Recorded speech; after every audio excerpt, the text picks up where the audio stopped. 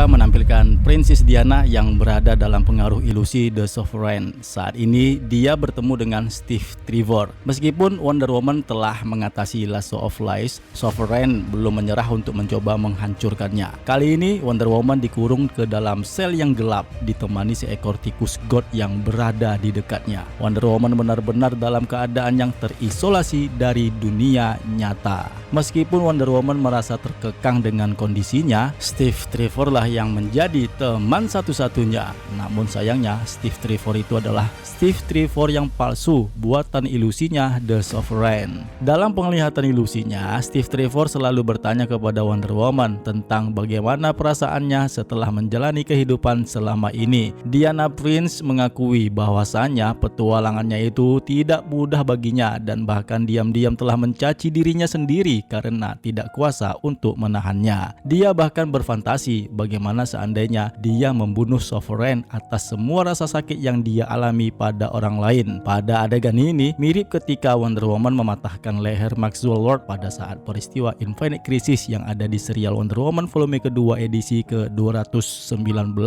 Menurutnya, kurungan isolasi ini adalah hukuman yang jauh lebih berat dibandingkan Lasso of Lies. Hal ini membuatnya menjadi marah dan berputus asa, sampai-sampai dia bahkan memakan seekor tikus. Sovereign tahu nih apa yang dia lakukan ketika dia mengisolasi Diana dari teman-temannya. Dia adalah seorang yang sosial, dia tidak suka sendirian. Steve palsu yang ada di dalam penglihatan semuanya memberitahu Diana bahwa dia bisa saja setiap waktu berada di sisinya, meskipun mereka berdua mengakui bahwa dia hanyalah kebohongan belaka dari imajinasi Princess Diana. Wonder Woman dan Steve palsu melakukan perjalanan melintasi berbagai tempat dalam ingatan Diana. Dimulai dari pertemuan makan malam bersama di saat cerita di edisi ini dimulai. Berada di Taman Bunga Jepang, kemudian di peternakan kanguru, di atas gedung yang tinggi di kota Barcelona, bahkan sampai di luar angkasa. Mereka juga berlatih bela diri, berpesta dansa, duduk berdua di depan gedung Hall Justice, sampai mereka dihampiri Superman. Semua pembicaraan mereka mengenai The Sovereign yang mencoba mengganggu pikiran ilusi Wonder Woman. Begitu juga di saat dia menyelamatkan seorang bocil di tengah jalanan sebelum ditabrak oleh kendaraan. Ilusi juga berlanjut ke Themyscira. Steve Trevor tetap mengatakan kepadanya mereka akan selalu bersama, sampai akhirnya di mana mereka berada di sebuah pemakaman yang tertutup salju. Nah, di tempat itulah tempat yang sama di saat Wonder Woman melawan anak buah Sersan Steel yang ada di edisi pertama. Steve mengaku merasa tidak aman dengan tempatnya di dalam kehidupan Diana. Dia telah mencoba menyelamatkannya berkali-kali, tetapi sebagian besar dia akhirnya menyelamatkan dirinya sendiri, dan ini membuat Steve merasa tidak berguna. Yang bisa dia lakukan hanyalah memberikan dorongan semangat dan kata-kata dukungan kepada Diana, sementara Diana menyelamatkan dirinya sendiri. Percakapan mereka beralih ke pantai Themyscira, di mana Diana mengakui bahwa tikus kedua, yaitu seekor tikus betina, mendekatinya. Diana merasa tidak nyaman membiarkan tikus itu begitu dekat dengannya setelah memakan pasangannya. Namun dia merasa harus meminta maaf. Dengan keadaan yang frustasi, Princess Diana merasa sebaiknya dia menyerah saja dan menyuruh Sovereign untuk mengambil apapun yang diinginkannya. Namun menurut Steve itu bukanlah ide yang baik. Sekeras apapun Diana berusaha, sudah menjadi sifatnya untuk tidak pernah menyerah. Dalam satu penglihatan ilusi imajinasi yang terakhir, Diana dan Steve menunggang kuda melintasi Wild West. Dia memberitahu Steve bahwa orang Amazonian sudah mengetahui budayanya jauh sebelum dia tiba di pulau mereka. Ibunya merasa kesal karena Diana terpesona dengan film-film barat. Terkadang saat merasa takut, dia sering membayangkan dirinya sebagai seorang pahlawan di atas kuda. Sekarang dia memahami bahwa meskipun fantasi itu tidak nyata, menurutnya tetap saja indah di matanya. Fantasi pun berakhir dan Wonder Woman kembali ke dunia nyata, di mana pada saat itu Sovereign masih berbicara dengan Trinity di masa depan. Nah, di masa sekarang inilah Sovereign membuka pintu sel tahanan Wonder Woman, berharap musuhnya hancur dan dikalahkan. Namun yang dia temukan adalah Wonder Woman dengan seekor tikus yang ada di bahunya. Dengan tatapannya yang tajam, dia bertanya apa yang akan dilakukan Sovereign kepadanya untuk selanjutnya. Sovereign tidak menyangka ternyata Wonder Woman masih baik-baik saja.